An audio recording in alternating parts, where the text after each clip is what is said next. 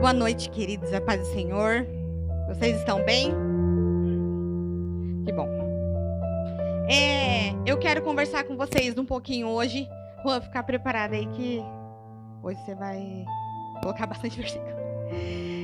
Sobre algo que o Espírito Santo tem ministrado em meu coração faz alguns meses. E eu quero ser bem breve. 8h14 já. E eu quero apresentar para você hoje algo que talvez nós nunca vivemos. Eu posso dizer nunca, porque talvez você já tenha experimentado um pouquinho.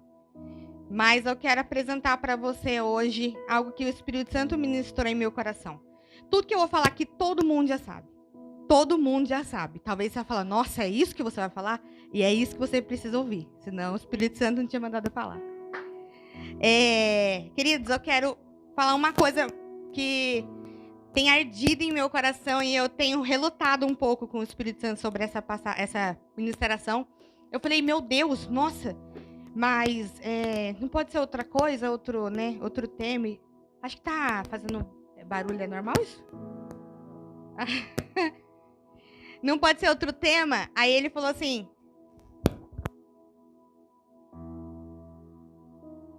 Som, aí. Aí ele falou assim, se eu ainda estou falando com a minha igreja, porque vocês ainda precisam aprender sobre isso. E eu quero falar com você hoje sobre o evangelho simples. O pastor já começou a pregar minha pregação, eu falei, meu Deus do céu, pastor, toda vez, pastor, misericórdia. Eu quero falar com você hoje sobre o evangelho simples. O simples evangelho de Jesus. Queridos, nós precisamos viver o simples evangelho. O simples. O verdadeiro. O puro. O simples. Você viu aquele ditado, menos é mais? É sobre isso que a gente vai conversar hoje. Mas qual evangelho é esse, Tainá? Qual evangelho simples é esse que você está falando? Todo mundo conhece o evangelho de Jesus. Todo mundo conhece vir para a igreja, ouvir as ministrações, louvor e blá, blá, blá, blá, blá, blá, blá. Do que você está falando? Estou falando sobre a simplicidade de um evangelho que não condiz com o que nós vivemos. A simplicidade de um evangelho que não condiz mais com as nossas escolhas. Um evangelho tão simples que é o reino de ponta cabeça. Um evangelho tão simples que ele não condiz com nenhuma ótica nossa mais. Esse é o verdadeiro evangelho. O verdadeiro evangelho é o morrer. O verdadeiro evangelho é aquele que você vai ter que negar a si mesmo. Esse é o verdadeiro evangelho. E nós devemos voltar a viver esse evangelho. Qual evangelho? O evangelho que não alimenta mais o nosso ego. O evangelho que não nos massageia mais, que não nos conforta mais. A gente precisa viver esse evangelho. O evangelho que nos transforma de verdade, por completo. Talvez como a gente nunca foi transformado ainda. A gente precisa viver esse evangelho. O evangelho, não existe mágica no evangelho. Existe vivê-lo. Existe colocar tudo que a gente aprendeu em prática. Essa é a mágica do evangelho. Viver. Por muito tempo, nós nos perdemos nas palavras, nos dizeres que são sempre bons para a gente. Que sempre alimentam a nossa carne e passamos a viver uma meia verdade como cristãos. A igreja se omitiu com medo do olhar do mundo. A igreja de Jesus, ela tem se omitido com medo de como o mundo está olhando para ela.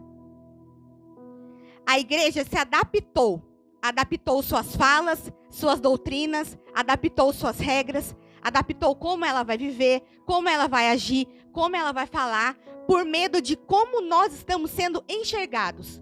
E nós deixamos de viver o que é para a gente viver. Nós deixamos de viver o evangelho simples. Nós reformamos o evangelho por medo de alguém sair da igreja. Nós reformamos o evangelho por medo de alguém ficar triste. E nós deixamos de cumprir com o que a Bíblia diz que nós devemos cumprir. E as coisas realmente, elas mudaram, né? 2000 anos atrás, era tempos antigos. Tudo mudou, o século mudou. Mas os princípios de Jesus, eles nunca vão mudar. Deus não muda, Deus é imutável. O Deus do Velho Testamento é o mesmo Deus do Novo Testamento. A única diferença é que agora ficou mais fácil a gente entender que Jesus veio, e agora veio a graça, veio as boas novas. Mas o evangelho antigo não foi abominado. A nossa igreja, a igreja hoje, ela escolheu dividir questões que eu gosto e questões que eu não gosto. Por quê? Para ficar mais acomodado para a gente. Para alimentar mais o nosso ego. Para trazer mais gente para a igreja. Mas esse não é o evangelho. E hoje, Jesus vai falar com a gente sobre alguns aspectos que a igreja deixou de fazer e de viver como a verdadeira igreja. O evangelho é muito simples. Existem coisas que nós não conseguimos romper porque não vivemos em, repete comigo essa palavrinha, todo mundo sabe, obediência. Você não rompe porque você está desobedecendo. Em alguma coisa você está desobedecendo. É por isso que você não está rompendo. Porque a palavra ela nunca deixa de ser cumprida. Você gostando ou não, te alimentando seu ego ou não, vai se cumprir. Nós enfeitamos o pavão. Nós ativamos muita coisa top. Não ativamos? Entregamos caldinho, fazemos célula, fazemos culto, reunião nas casas, culto de domingo, blá, blá, blá, blá, blá. Fazemos muita coisa, mas isso não é ruim. Não, nós devemos movimentar a igreja. Mas é ruim nós tirarmos os nossos olhos do propósito de Deus. Isso é ruim. É ruim nós fazermos tanto e não conseguimos romper mais. Aí tem um problema. É ruim nós funcionarmos tanto, mas não conseguimos ir mais profundo em Jesus. Isso é um problema. É um problema o raso nos estabilizar, nos acomodar. Isso é um grande problema. Por que nós fazemos muito e vivemos pouco o que falamos? Por que nós fazemos muito e somos pouco verdadeiros? Por que nós queremos o extraordinário na igreja e eu, como Tainá, não vivo o que eu falo? Por quê? Por que eu não vivo o simples evangelho? Por quê? A Bíblia é tão óbvia que deixamos sempre de acreditar nela. E eu quero falar com você alguns pontos que você já sabe, você já conhece, mas eu vou ressaltar de novo com você aqui. Vamos começar. O primeiro ponto. Queremos ser prósperos, mas não somos generosos. Nós queremos muito ser prósperos. Quem não quer ser próspero, gente? Todo mundo quer ser próspero. Seja financeiramente, seja ser próspero espiritualmente, seja ser próspero em qualquer área, mas principalmente aqui, né? Todo mundo quer ser próspero aqui. Queremos ser bem financeiramente, mas queremos de uma forma errada. Não só queremos, como fazemos do dinheiro o centro de nossas vidas. Já começamos fazendo tudo errado. Ô, Rua, coloca para mim em Lucas 16, versículo 13.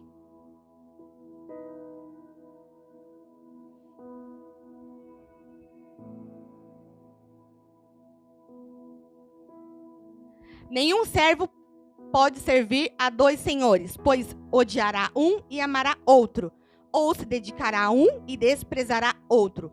Vocês não podem servir a Deus e ao dinheiro. Pode passar. Os fariseus que amavam o dinheiro ouviam tudo isso e zombavam de Jesus.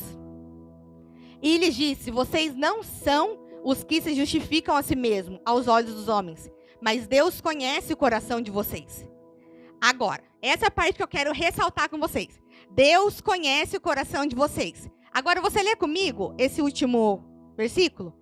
Aquilo que tem muito valor entre os homens é detestável aos olhos de Deus. Solta aí, Juan. Aí já está um ponto que nós deixamos de praticar. Tudo que tem muito valor aos nossos olhos é detestável aos olhos de Deus. O que tem muito valor ao seu olho hoje? Saiba que isso, seja qualquer coisa. Ali ele está falando de dinheiro. Mas seja qualquer área da sua vida, é detestável isso aos olhos de Deus. Sabe por quê? Porque rouba você dele. E ele não aceita isso. Se o dinheiro tem muito valor na sua vida, isso é detestável aos olhos de Deus. Agora eu vou lendo aqui. Juan, não precisa colocar não, que é bastante, daí vai atrapalhar. Vamos lá. Lucas 6:38. Deem e será dado a vocês. Uma boa medida, calcada, sacudida e transbordante será dada a vocês. pois a medida que usarem também será usada para medir vocês. Agora, Mateus 5,42. Dê a quem pede e não volte as costas àquele que deseja pedir algo emprestado. Tiago 2,14. Do que adianta, meus irmãos, alguém que tem fé se não tem obras? Acaso a fé pode salvá-lo?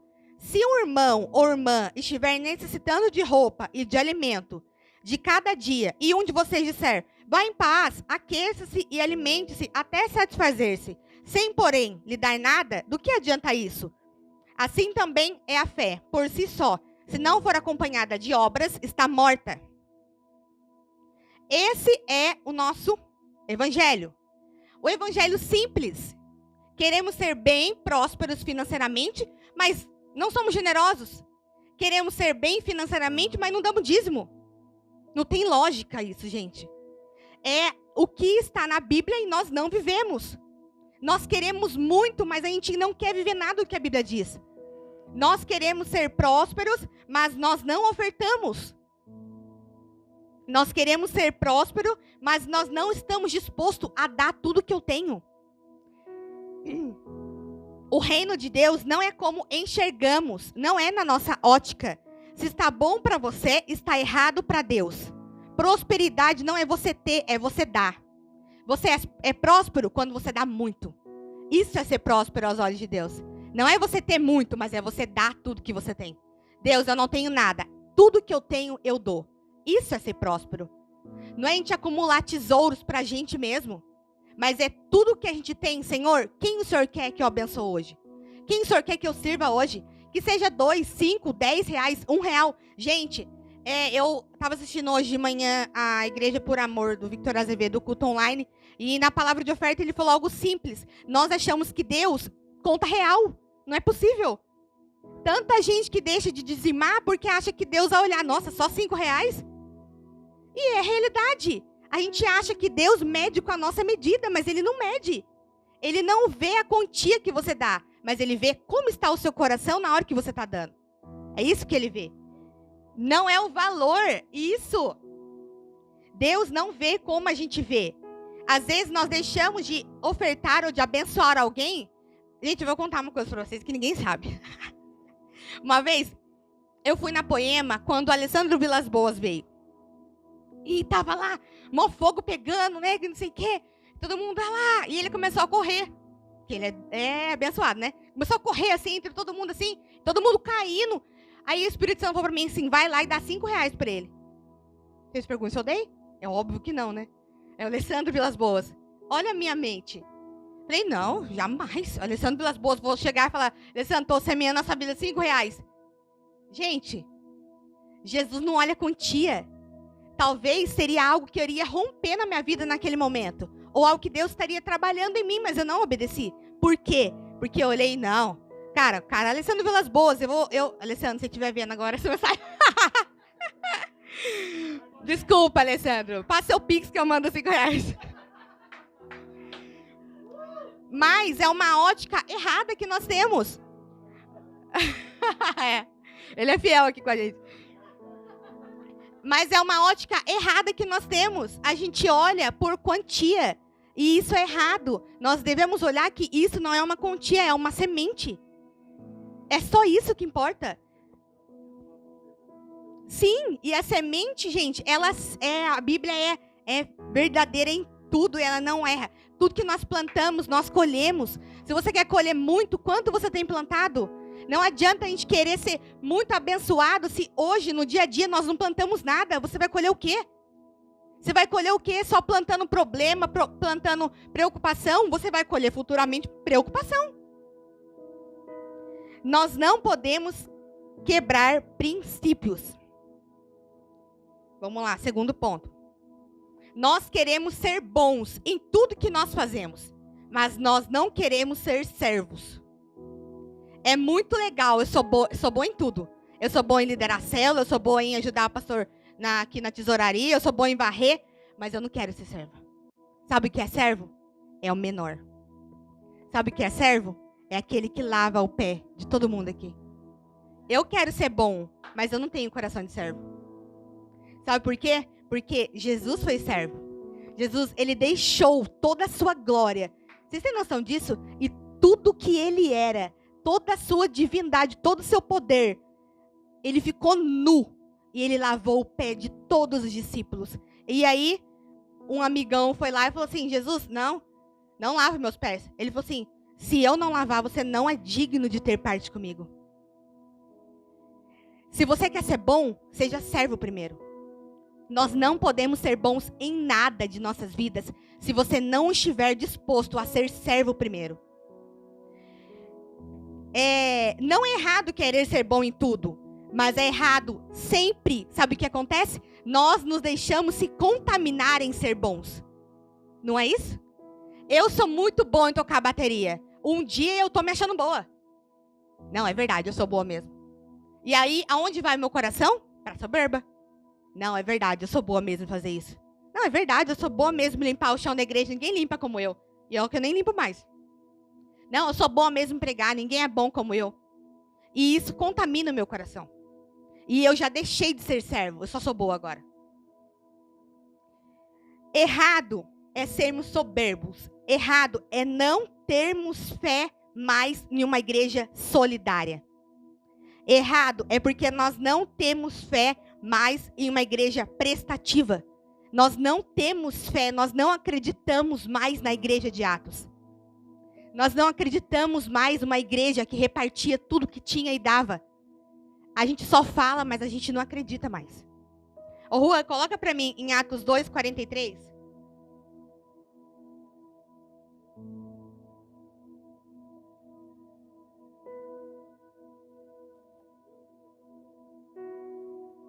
Aguenta aí que vai doer mais. Todos estavam cheios de temor. Todos estavam cheios de temor. E muitas maravilhas e sinais eram feitos pelos apóstolos. Os que criam, repete comigo, criam. Os que criam mantinham-se unidos e tinham tudo em comum. Vendendo suas propriedades e bens, distribuíam a cada um conforme a sua necessidade. Todos os dias continuavam a reunir-se no pátio do templo, partiam o pão de casa em casa e juntos participavam das refeições com alegria e sinceridade no coração. Esse ponto aqui foi que o Espírito Santo mais ministrou comigo. É muito legal a gente ver esse versículo. Eles se juntavam, repartiam tudo que tinham, dividiam pão de casa em casa, mas era os que criam. Por que nós não fazemos isso? Talvez porque nós não cremos mais nessa igreja. Há quanto tempo nós deixamos de viver o evangelho simples? Há quanto tempo nós deixamos de viver a igreja de Atos, que cria naquilo que eles estavam fazendo? Só deles crerem, isso fazia eles manterem-se unidos. Não era algo que era forçado. Eles criam e mantinham-se unidos. Eles não mantinham-se unidos para crer. Era algo natural, era algo simples. Eles não forçavam, não, tem que estar todo mundo aqui para poder dar tudo que você tem. Não, se você não estiver aqui mais, você não vai participar mais dessa igreja. Não, eles tinham uma só fé primeiro. Depois, essa fé acrescentava que eles eram todos unidos. E depois era automático eles repartirem. Já está um problema da igreja. Nós deixamos de crer na igreja solidária. Não tem como ser nada forçado na igreja. É tudo automático, é tudo fluido. Errado não é querer ser líder, mas é não ter um coração de servo. Devemos servir sem olhar a quem. Servir na igreja, servir em casa. Sermos servos sempre. Devemos viver para servir.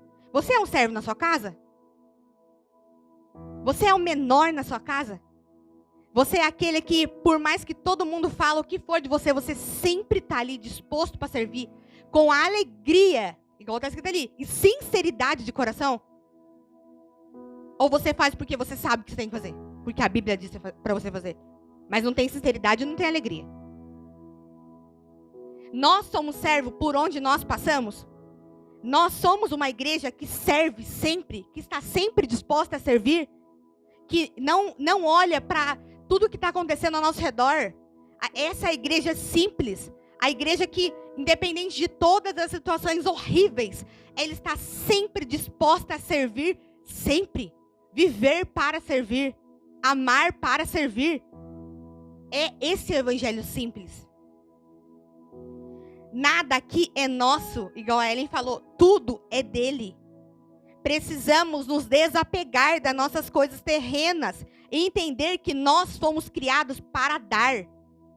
Nós precisamos nos desapegar, gente. A gente é muito apegado a tudo aqui. A gente é muito apegado ao nosso dinheiro, do nosso trabalho, que a gente trabalha o mês inteiro. Não. Ai, graças a Deus, quinto de Araújo está chegando, meu dinheirinho. Seu dinheirinho? Mas você não entregou sua vida para Jesus? Então o seu dinheiro é dele. Não tem como a gente separar por parte assim. Não, minha família. Sua família? Você entregou sua família para Jesus? Então sua família é dele. Nós devemos nos desapegar das coisas terrenas. Sabe por que eu acho? É algo que eu tenho vivido na minha casa, na minha família, no meu serviço. Sabe por que eu acho que a gente não rompe? Algo que eu acho. Eu acho que a gente não rompe porque a gente é muito terreno. Eu acho que a gente só não alcança mais em Jesus, mais além, mais profundo, porque a Bíblia diz que ele revelaria pra gente aquilo que só o coração dele sabe. Quem aqui escuta o que está no coração de Jesus? Porque se você escutasse, isso aqui estaria transformado, né? É do coração de Jesus. Eu acho que é porque a gente é muito carnal. A gente é muito terreno, a gente é muito isso aqui, ó. Ai, sabe, é tudo eu mesmo. Tudo minha família, tudo meu dinheiro, tudo meu trabalho, tudo gira em torno de mim. Eu acho que é por isso que a gente não rompe mais. A gente não destrava mais naquilo que Jesus tem pra gente. Sabe? Tava pela canela, depois a água foi pelo tornozelo, depois foi pelo joelho, até ficar submerso. Eu acho que é por isso que a gente não rompe, porque a gente tem medo de mergulhar. Jesus era o maior e se fez o menor de todos. Ele poderia se considerar importante, mas deixou de lado toda a sua glória para lavar os pés dos discípulos. Próximo. Queremos viver o sobrenatural, mas não oramos. Nós queremos viver muito o sobrenatural de Jesus, de Deus. De Jesus, do Espírito Santo. A gente fala até a Trindade. Não, é a Trindade. Eu quero viver o sobrenatural da Trindade, né? A gente quer viver os milagres de Deus, as maravilhas de Deus, os sobrenaturais. Mas quanto tempo por dia você passa orando?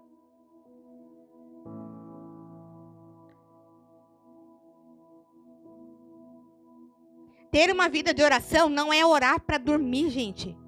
Esses dias eu já tenho o costume de sempre orar para dormir, né? A gente tá deitado e vai orar. Aí ele começou a orar esses dias. Aí eu parei no meio da oração dele e falei, desculpa, amor, mas que oração infantil. Sabe, aquela oração, Jesus, obrigado pelo meu dia, obrigado pelo meu alimento. Cara, a gente não tá mais nesse nível. Quando que a gente vai atingir o nível da verdadeira oração? Quantas vezes nós oramos uma oração infantil? Uma oração que não cabe mais para nós, que somos feitos à imagem e semelhança de Deus. Essa oração não pode mais nos satisfazer. Essa oração é muito pouco para a gente, é muito pouco para o que Deus tem para a gente. Perdi aqui, peraí. Ter uma vida de oração não é apenas orar para agradecer. Não é apenas orar quando você vem no culto. Não é apenas orar quando você vem na célula. Ter uma vida de oração, em 1 Tessalonicenses 5,17 diz assim, orem continuamente. Em Colossenses 2,4 diz assim, continuem firmes na oração, sempre alertas a orarem e dando graças a Deus. Efésios 6,18 diz assim, façam tudo isso orando a Deus e pedindo ajuda dele. Orem sempre, guiados pelo Espírito de Deus. Fiquem alertas, não desanimem e orem sempre por todo o povo de Deus. Nós queremos muito viver o sobrenatural, mas nós também queremos muito orar muito pouco. Nós oramos muito pouco. Nós somos a imagem e semelhança de Deus aqui na terra. Nós somos carta viva. E qual a quantidade de horas que você tem orado por dia? 1 hora? Você acha que isso é o suficiente? Nós temos que começar no pouco, é claro. Mas quando que nós vamos chegar no muito? Vai ficar 5 anos no pouco? 5 anos orando só 1 hora? E quando que você vai aumentar? E quando que você vai orar? Sempre. Orar continuamente, orar sem cessar. Quando? Nós não conseguimos nada sem oração. A oração é a base para um relacionamento com Deus. É o principal pilar. Nós não vamos conseguir viver o sobrenatural de Deus sem uma vida contínua de oração. Mas principalmente sem perseverarmos na oração. É muito bom a gente começar orando. Não, essa semana eu vou orar mais. A gente começa orando. No meio da semana esquecemos. Não acontece isso? Igual eu sou mestre em fazer isso com jejum. Começo jejuando segunda, terça, na quarta-feira eu esqueci que eu estou de jejum e como. Por quê? Porque minha cabeça não está nesse propósito. Eu estou fazendo por fazer. Nós precisamos orar sempre. Aí você vai falar para mim assim, ó. Agora eu vou te dar 2 desculpas que você vai dar. Ah, Tainá, mas eu oro e nada acontece. Eu oro sempre e parece que eu estou falando sozinha. Parece que Deus não me vê. Parece que Deus não me ouve. Agora vamos lá. Ô, Juan, coloca para mim em Mateus 6, versículo 5. A primeira desculpa que a gente dá para oração. Eu oro e nada acontece. É a primeira coisa que a gente vai falar. Não, mas você está orando? Eu estou, mas nada acontece. Eu estou, mas parece que Deus não me ouve. Vamos lá. E quando vocês orarem, não seja como os hipócritas. Eles gostam de ficar orando em pé nas sinagogas e nas esquinas, a fim de serem vistos pelos outros. Eu asseguro que eles já receberam sua plena recompensa. Mas quando você orar, vá para o seu quarto, feche a sua porta e o seu pai que está em... Seu pai está na onde? Em secreto. Então seu pai que vê em... o recompensará. Então você vai falar assim, Tainá, mas parece que eu oro e Deus não me vê, Ele não me ouve. Ele está em secreto. Ele não vai, você não vai ver que Ele vai te ver nunca. Ele está em secreto. Ele vai te recompensar da onde que Ele está. Não é você vendo Ele. O nosso Deus que nos ouve está em secreto. Ele vai nos recompensar da onde que Ele está. A gente não precisa ver Ele. A gente não precisa ouvir Ele na nossa oração para a gente achar que vai ser recompensado. Aí você vai falar assim, agora outra desculpa. Mas eu não sei orar. Ah, mas eu falo do meu jeito, mas eu não sei orar. Ô, Juan, coloca para mim Romanos 8, 26.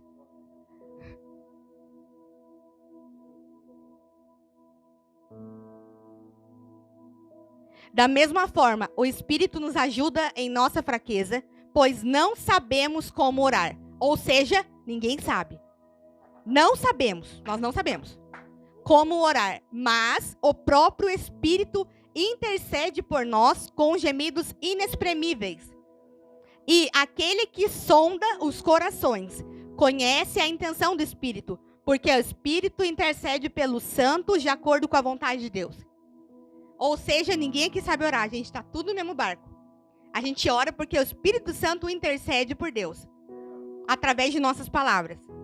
Mas, se você não sabe orar, ora do jeito que você sabe. O Espírito Santo está intercedendo por você. Através do que você está falando, através do seu silêncio, o Espírito Santo está intercedendo por você. Não importe as circunstâncias, ore sempre. Vamos para o próximo. Queremos ser edificados, mas não queremos ler a Bíblia. Aí o pastor começou a pregar a minha pregação. Nós queremos amadurecer, queremos ter sabedoria, queremos conhecer a Deus, queremos milagres, queremos saber sobre as histórias, queremos ter entendimento, mas nunca queremos abrir a Bíblia para ler. A gente quer tudo, só que a gente não quer fazer nada. Nós falamos muito e não praticamos quase nada do que nós falamos. Agora, você concorda comigo? Eu falo por mim. A maioria das coisas que nós sabemos sobre a Bíblia é o que nós ouvimos falar dela. A maioria das coisas que nós sabemos sobre a Bíblia não é sobre o quanto nós passamos por dia estudando ela. Mas é nas pregações que a gente ouve. É nos podcasts agora que a gente ouve. Aleluia, abençoado que ajuda. É nas conferências, nos seminários. Nossa, eu sei onde está aquele versículo porque tal pastor aquele dia pregou e eu lembro que ele falou. Mas quanto tempo nós passamos com a palavra por dia? Quanto tempo nós temos gastado com a palavra? Jesus não quer que você saiba por alguém que já conheceu, ele quer que você conheça. Quanto tempo nós temos tirado para ler a Bíblia por dia? Quantos dias aqui, todo mundo aqui, vamos lá. Alguém aqui já ficou sem ler a Bíblia um dia? Todo mundo já ficou sem ler a Bíblia um dia. E qual efeito isso fez em você?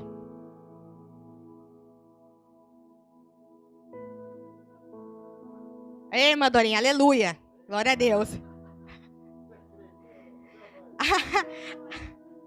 A maioria de nós conseguimos passar um dia sem ler a Bíblia. E isso não nos faz falta. Será que um dia nós vamos conseguir chegar nesse efeito de passar um dia sem ler a Bíblia e isso nos fazer tanto efeito quanto nós perdemos nosso celular? Será? O que acontece quando você perde o celular? Às vezes o celular está no bolso, mas você fica desesperada. Meu Deus, cadê meu celular, Jesus? Cadê meu celular?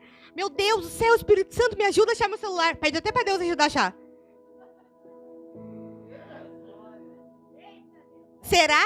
Será que um dia nós vamos ter o efeito de ficar sem ler a Bíblia na mesma proporção que nós ficamos desesperados quando nós estamos sem internet? É ou não é horrível ficar sem internet, gente? Parece que tá faltando alguma coisa, né? Nossa, é horrível ficar sem internet. Mas por que não é horrível ficar sem ler a Bíblia? Por que não dói tanto ficar sem ler a Bíblia, então? Deus, olha o que o Espírito Santo me falou.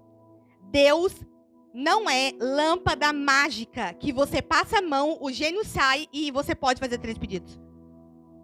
Deus não é lâmpada mágica. Você quer ter? Então você vai ter que fazer alguma coisa para você ter. Você quer conhecer? Então você vai ter que ler para você conhecer. Você quer ter mais entendimento, mais conhecimento? Então você vai ter que ler para você ter mais conhecimento. Para viver o que nunca vivemos, nós devemos fazer o que nunca fazemos. Agora, olha só o que o Espírito Santo ali no fundo me deu e eu escrevi. A Bíblia é o nosso manual de instruções. Não é? Todo mundo sabe disso. A Bíblia é o nosso manual de instruções. Igual o pastor falou. Tudo que você quer saber está na Bíblia. Tudo que você quer saber tem na Bíblia. Agora, se você está conseguindo viver sem esse manual diariamente, é porque você está no caminho errado. Quem aqui consegue montar algo muito difícil sem manual? É impossível. Ou pelo menos sem um tutorial no YouTube. É impossível. Se nós conseguimos viver sem a palavra diariamente, é porque nós estamos na direção errada. Próximo. Agora esse aqui tá acabando. Queremos viver dias muito felizes, mas nós não guardamos a nossa língua. Nós queremos viver dias incríveis na terra. Dias felizes, alegres, com amor, com esperança, mas nós não guardamos a nossa língua. Você não guarda a sua língua? Gente, são princípios básicos de um evangelho simples que nós não vivemos. Nós não dizimamos e queremos ser prósperos. Nós queremos ser muito bons em tudo, mas não queremos servir. Nós queremos romper, mas nós não oramos. Nós queremos saber sobre Jesus, mas a gente não lê a Bíblia. Agora, a gente quer viver dias bons, mas a gente não guarda a nossa língua. A língua tem o poder. Com a língua, podemos abençoar, amaldiçoar, encorajar ou desanimar. E até salvar ou matar. Devemos aprender a controlar a língua. Quem não controla a língua tem muitos problemas. Você tem muito problema? É porque você não está controlando sua língua. Quem não controla a língua tem muitos problemas. E eu vou te mostrar. Ô, Rua, põe para mim Tiago 3, versículo 9. Gente, são princípios do evangelho simples. O evangelho é muito simples. Jesus é muito simples, ele sempre foi. Mas a gente enfeita tanto o pavão dentro da igreja e as coisas básicas que a gente quer romper, a gente não rompe. Por quê? Porque a gente não pratica. É por isso. Com a língua, bendizemos o Senhor e Pai, e com ela amaldiçoamos os homens. feitos à semelhança de Deus. Pode passar. Da mesma boca procedem bênção e maldição. Meus irmãos, não pode ser assim. Acaso pode sair água doce e água amarga da mesma fonte? Meus irmãos, pode uma figueira produzir azeitonas ou uma videira produzir figos? Da mesma forma, uma fonte de água salgada não pode produzir água doce. Só. Nós queremos ser muito sábios, mas nós não guardamos a nossa língua.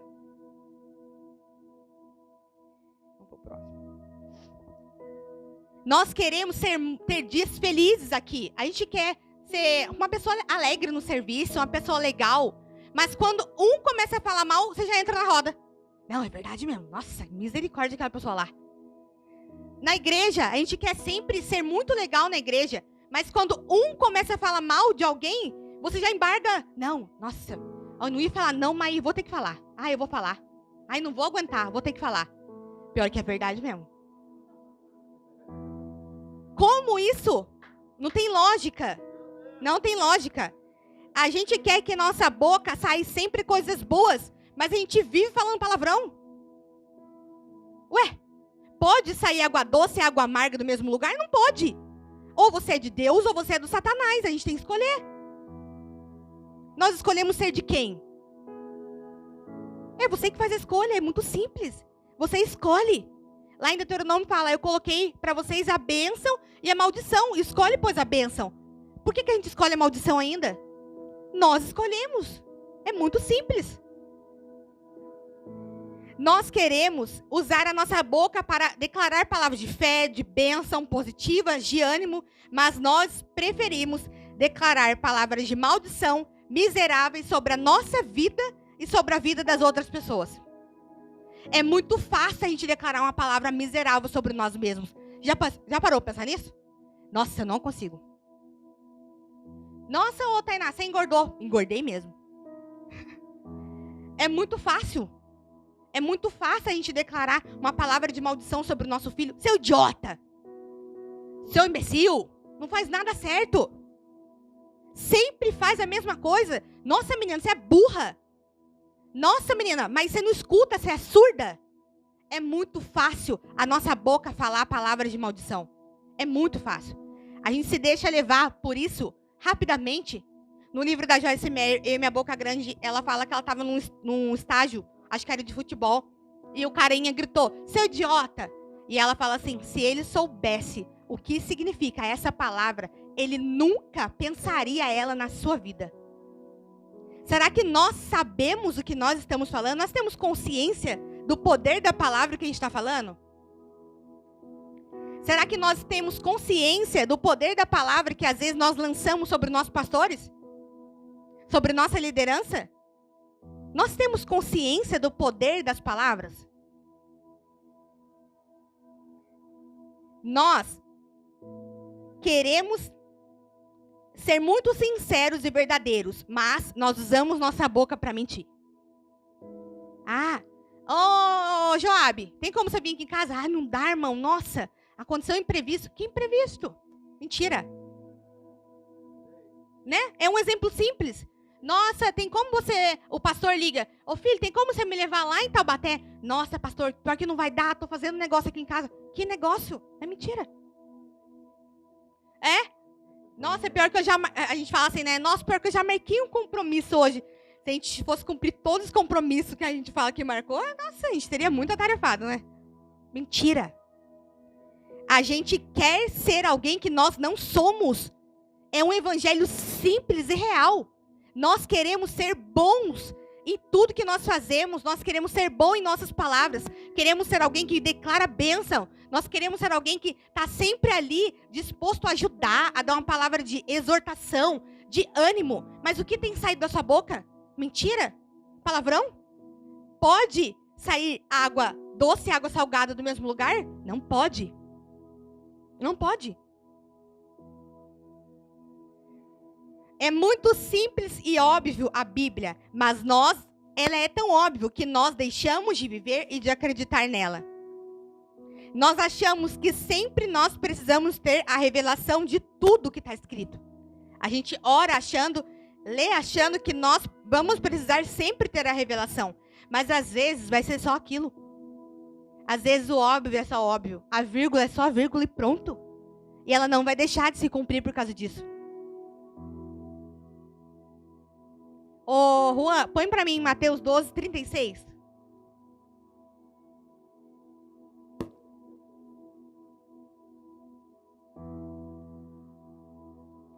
Mas eu digo que no dia do juízo os homens haverão de dar conta de toda palavra inútil que tiverem falado.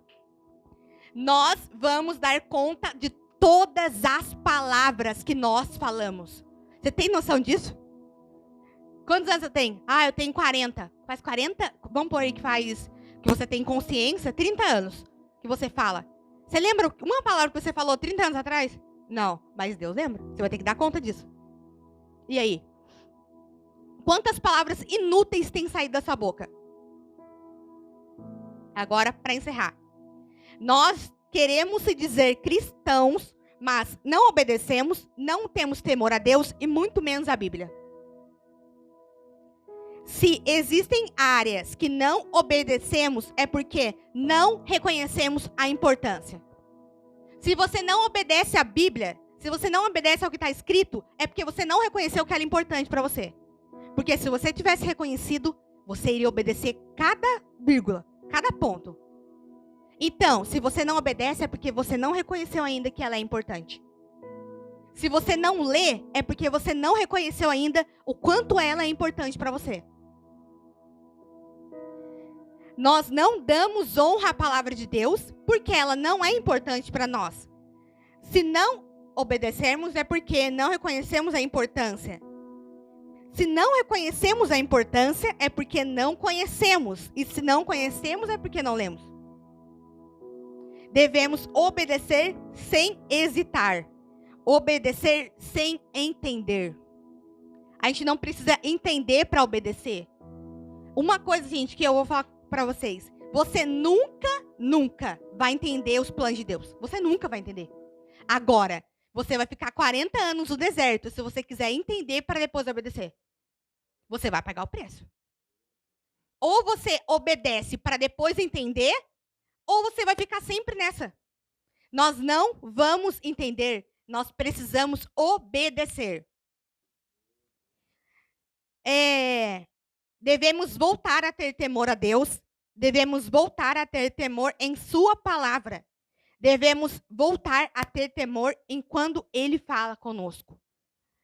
O evangelho de pavão enfeitado nos fez perder o temor a Deus. Porque agora eu acredito assim que é muito mais fácil eu ter intimidade com Deus. É muito mais fácil eu me comunicar com Ele. É só eu orar, eu só pensar, orar em pensamento. E isso nos fez perder o temor de quem Deus é. O mesmo Deus que Ele fulminava as pessoas no Velho Testamento é o mesmo Deus que fulminou Ananias e Safira. Agora você fala para mim aí, o Velho Testamento não vale mais, mas e o Novo? Eles não erraram e não foram mortos ali, do mesmo jeito? Por que nós perdemos o temor a Deus? Por que nós perdemos o temor à Bíblia? Eu lembro, quando eu era criança, que minha avó tinha aquela caixinha de promessa. Vocês lembram disso? E era uma benção aquela caixinha de promessa, não era? A gente tirava um versículo, glória a Deus. Esse versículo eu estava precisando, falou comigo. Nós tínhamos temor à palavra. E por que hoje, talvez, quando alguém prega, e isso você não gosta disso, você não tem temor mais? Ou talvez quando você lê um versículo e você não entende, deixa eu passar. Você não tem temor mais à palavra. Nós devemos voltar a ter temor quando Deus fala conosco. Talvez pela, como que eu posso falar?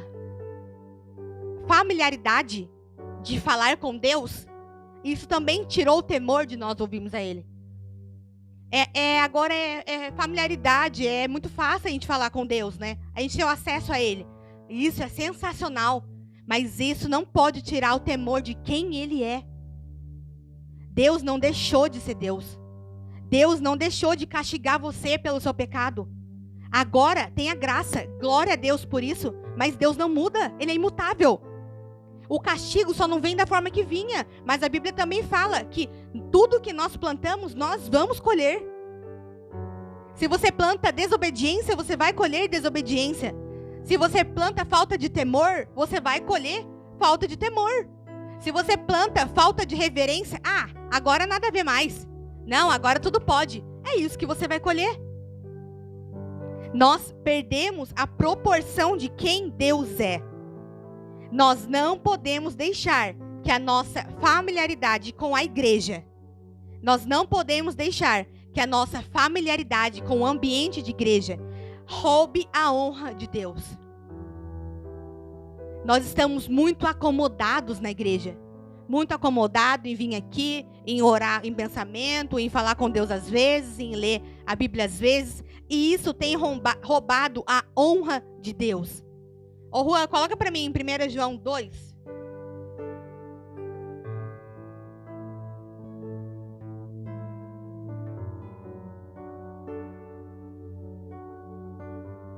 Meus filhinhos, escrevo a vocês essas coisas para que vocês não pequem. Se, porém, alguém pecar, temos um intercessor junto ao Pai, Jesus Cristo, o justo. Ele é a propriação pelos nossos pecados, e não somente pelos nossos, mas também pelo pecado de todo o mundo. Sabemos que o conhecemos se obedecemos aos seus mandamentos. Aquele que diz, eu conheço, mas não obedece aos seus mandamentos, é mentiroso e a verdade não está nele. Mas, se alguém obedece à sua palavra, nele verdadeiramente o amor de Deus está aperfeiçoado. Desta forma, sabemos que estamos nele.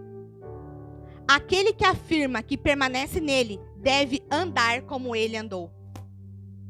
Você pode falar o que você quiser. Você pode inventar a mentira que você quiser. Você pode mentir para você mesmo quantas vezes você quiser. Mas a Bíblia nunca vai deixar de se cumprir. A verdade está em você, então você deve andar como ele andou. Você não anda como ele andou, então você é um mentiroso. É o que a gente acabou de ler. Você pode mentir quantas vezes for por dia para você. Não, eu leio. Não, eu oro. Não, eu obedeço. Não, eu não falo mal de ninguém. Eu dou meu dízimo. Eu sirvo. Mas então você não anda como ele andou, por quê? Então você está mentindo. Em 2 Coríntios 7:1 fala assim: amados, visto que temos essas promessas, purifiquemo-nos de tudo o que contamina o corpo e o espírito, aperfeiçoando a santidade no temor de Deus.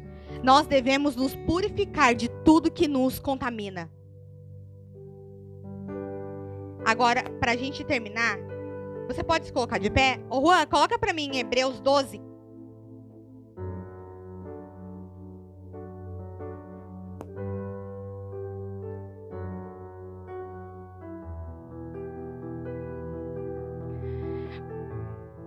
Portanto, também nós, uma vez que estamos rodeados por tão grande nuvem de testemunhas, livremo-nos de tudo que nos atrapalha e do pecado que nos envolve. Peraí, não, põe no versículo 14, Juan. Isso. Esforcem-se para viver em paz com todos e para serem santos. Sem santidade ninguém verá o Senhor. Cuidem que ninguém se exclua da graça de Deus, que nenhuma raiz da amargura brote e cause perturbação, contaminando muitos. Que não haja nenhum imoral ou profano como Esaú, que por uma única refeição vendeu o seu direito da herança como filho mais velho.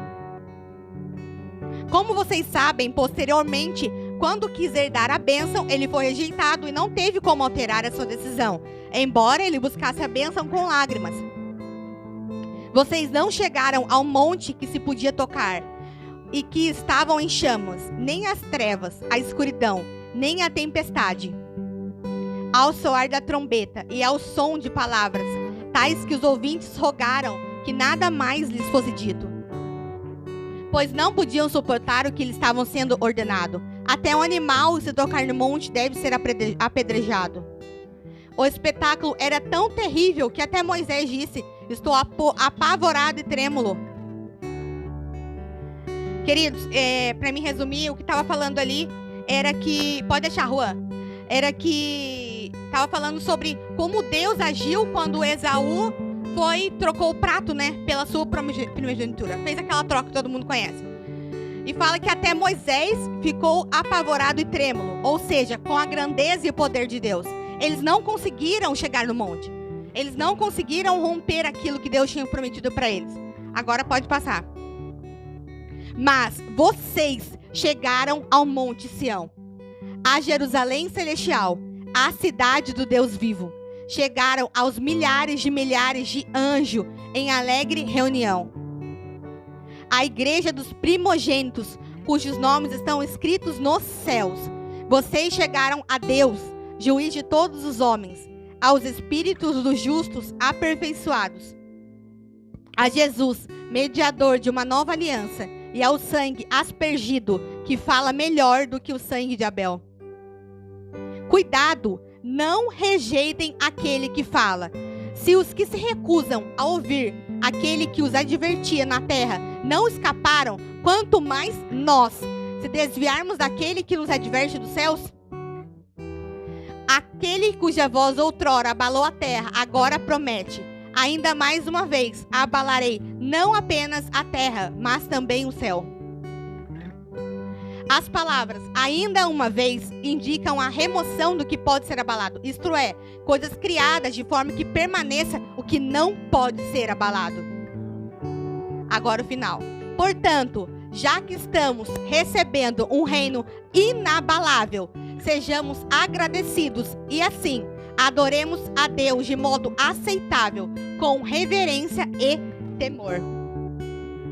Queridos, cara, aqui tá falando que eles não conseguiram esse reino.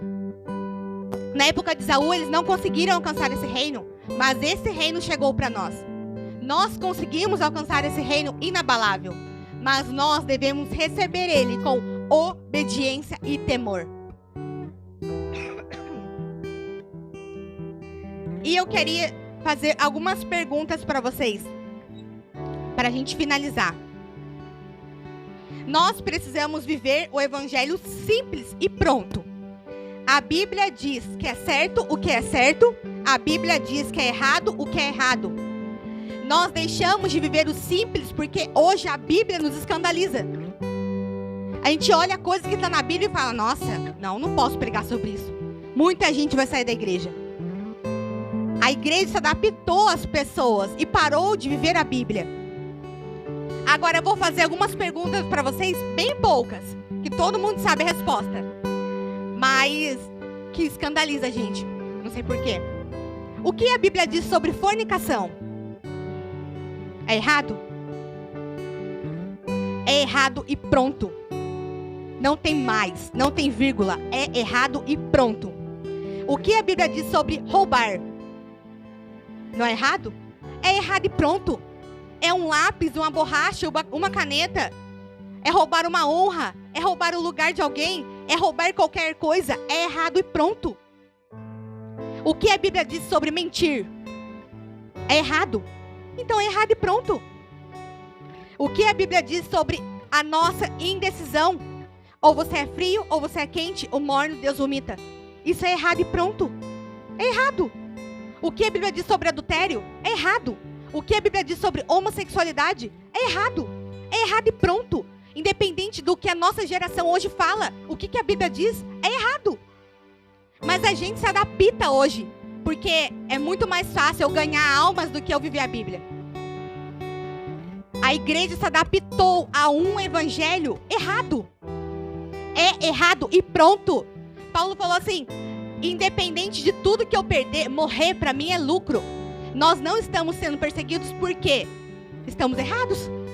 Porque Paulo falou: é melhor nós sermos perseguidos, afligidos, aí sim nós teremos recompensa.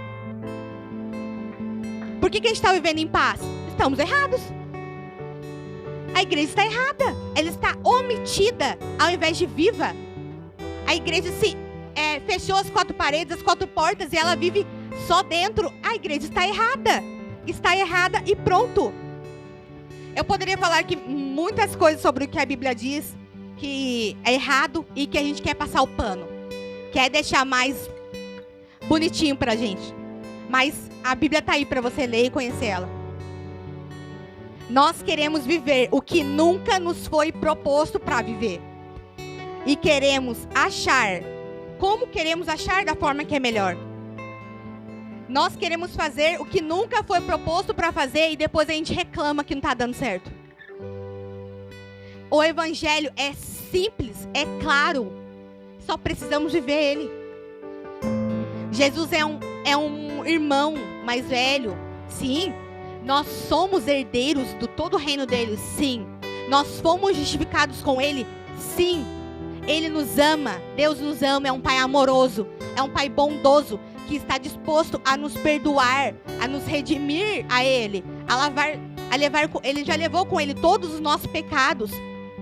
Ele está disposto sim a todo dia nos chamar de volta. Mas nós não podemos negar o que é errado. Você faz sabendo que é errado. O evangelho é esse. É errado e pronto. É simples. Ele é real. Ele é vivo. E nós devemos viver ele e sermos cartas vivas dele. Eu queria convidar você a abaixar sua cabeça. Querido Espírito Santo, nós conversamos um pouco aqui sobre o seu evangelho simples. Pai, e eu quero, Deus, declarar sobre a sua igreja que nós voltamos a viver o seu evangelho simples, Jesus. Nós não podemos mais passar o pano para sair bem, para sair bonito lá fora. A gente não baixa a cabeça porque a sua palavra diz que é errado. Talvez é por isso que a sua igreja não rompe, ela não vence. É errado e pronto, é isso que a sua palavra nos diz. Mas a sua palavra também nos diz que o Senhor levou os nossos pecados. Amém, nós te agradecemos por isso. A sua palavra nos diz que o Senhor já nos reconciliou, o Senhor nos fez perfeitos em sua presença. Amém, nós agradecemos por isso. Mas nós hoje fazemos com a consciência de que nós fazemos errado. E nós queremos, Pai, orar. Nós queremos te pedir perdão por todas as vezes que nós fazemos errados, conscientes. Pai, nós oramos por todas as vezes que nós deixamos de ler a Bíblia, de servir, nós deixamos de dizimar, de ofertar, de sermos generosos, Pai. Nós falamos mal do nosso irmão. E nós pedimos perdão, Pai, por queremos viver um evangelho tão extraordinário e não cumprirmos nem seus mandamentos. Os poucos mandamentos que o Senhor mandou cumprir, a gente não cumpre. E a gente quer enfeitar muito o seu evangelho. Nós pedimos perdão por isso, Jesus. Pai, capacite a sua igreja. Jesus, eu oro, Pai, para que o Senhor reviva a sua igreja. Para que o Senhor dê ânimo à sua igreja, dê coragem e dê ousadia, Pai, para viver de volta o seu evangelho simples. Pai, por mais que isso nos custe tudo. Pai, por mais que isso nos leve a ser perseguidos. Por mais que isso nos leve, ó Pai, a sermos mortos. Por mais que isso nos leve, ó Pai, a sermos alguém que ninguém quer, Pai, estar por perto. É aí que nós estamos certos. É isso que o Senhor nos chama para sermos perseguidos pela sua palavra. O Senhor nos chama para ser aflitos, a termos dores de partos pela sua palavra, Jesus. Nos leve a vivermos esse evangelho. Aí o evangelho que Paulo diz que morrer para ele é lucro. Morrer, Pai, para nós precisa ser lucro. Pai, independente de qual verdade seja pregada aqui, que nós estejamos dispostos a pagar o preço por falar a verdade. Pai, não nos deixe mais ser uma igreja omissa. Uma igreja que nos adapta